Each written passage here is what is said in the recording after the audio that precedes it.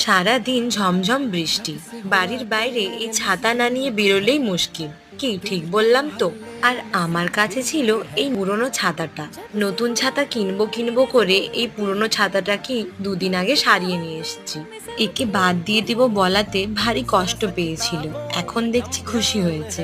তাই ভাবলাম ছাতাটাকে আর একটু সাজিয়ে ফেলা যাক। তারও তো ইচ্ছে করে একটু রং লাগাতে, কতদিন আর এই এক কালো রং নিয়ে থাকবে।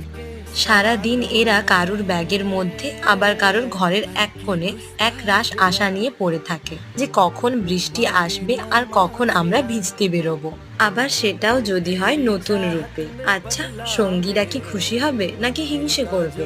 ছাতা প্রশ্ন করছে, উত্তরে কি বলি বলো তো? যাই হোক, ছাতা এবার রেডি ভিজতে যাওয়ার জন্য। এই হাসি খুশি ছাতাটাকে দেখতে কেমন লাগছে সেটা তোমরাই জানিও, আর পারলে তোমাদের ছাতাগুলোকেও সাজিয়ে ফেলো।